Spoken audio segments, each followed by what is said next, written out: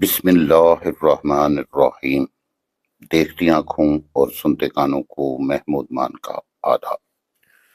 Dear students, اپنے اس lecture میں ہم اردو زبان کی گرامر کی اہم شاخ علم بیان میں تشبیہ سے کیا مراد ہے کے بارے میں گفتگو کریں گے اور جاننے کی کوشش کریں گے کہ تشبیہ شاعر اپنے کلام میں کس طرح سے استعمال کرتے ہیں۔ تشبیہ کا لفظ شبہ سے نکلا ہے، جس کے معنی مماثل ہونا یا ایک دوسرے جیسا ہونا کے ہیں۔ علم بیان کی اصطلاح میں جب کسی ایک شے کی کسی اچھی یا بری خصوصیت کو کسی دوسری شے کی اچھی یا بری خصوصیت کے معنی یا جیسا قرار دیا جائے تو اسے تشبیہ کہتے ہیں۔ عزیز طلباء، تشبیہ کے 5 ارکان ہیں۔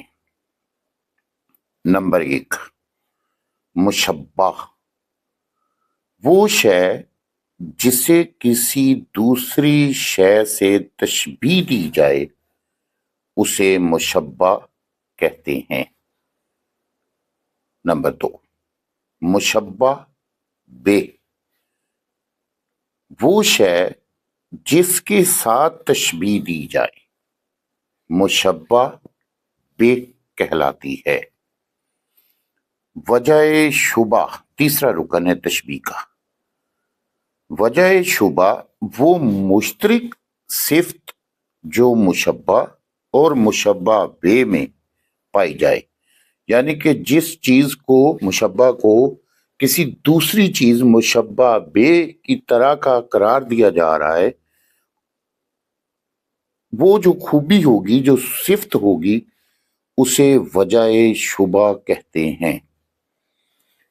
غرض تشبیہ، کہ تشبیہ دینے کی غرض کیا ہوتی ہے، چوتھا رکن ہے یہ تشبیہ کا۔ وہ مقصد جس کی خاطر تشبیہ دی جائے اسے ہم کہتے ہیں غرض تشبیہ۔ 5واں، حرف تشبیہ، یعنی وہ حرف جسے تشبیہ دینے کے لیے استعمال کیا جائے، مثلا سا، سی، ترا وغیرہ وغیرہ۔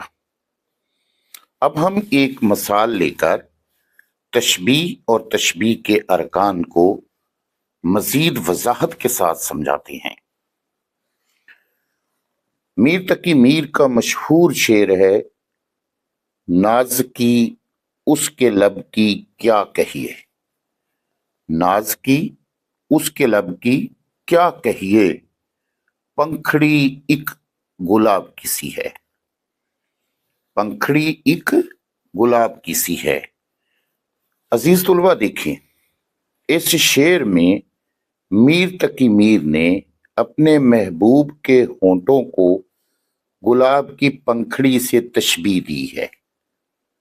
محبوب کے ہونٹ جو ہیں وہ مشبہ ہیں، اور گلاب کی پنکھڑی جس سے تشبیہ دی گئی ہے وہ ہے مشبہ بے۔ تشبیہ کی وجہ کیا ہے، یا کہہ لیں کہ وجہ شبہ کیا ہے؟ نزاکت کا اشتراک ہے کہ گلاب کی پنکھڑی بھی نازک ہوتی ہے اور محبوب کے ہونٹ بھی نازک ہیں۔ اور غرض یہ ہے، یعنی کہ غرض تشبیہ کیا ہے؟ غرض تشبیہ یہ ہے کہ محبوب کے ہونٹوں کی نزاکت اور حسن کو بڑھا کر بیان کیا جائے، ان میں زیادہ اضافہ کیا جائے، بڑھا چڑھا کر بات کو کیا جائے۔ اس شعر میں جو کی سی ہے، یعنی کہ گلاب کی سی ہے، تو یہ کی سی جو ہے یہ در حقیقت حرف تشبیہ ہے۔ ایک اور شعر دیکھتے ہیں، آیا ہے تو جہاں میں مثالِ شرار دیکھ، آیا ہے تو جہاں میں مثالِ شرار دیکھ، دم دے نہ جائے ہستی ناپائیدار دیکھ۔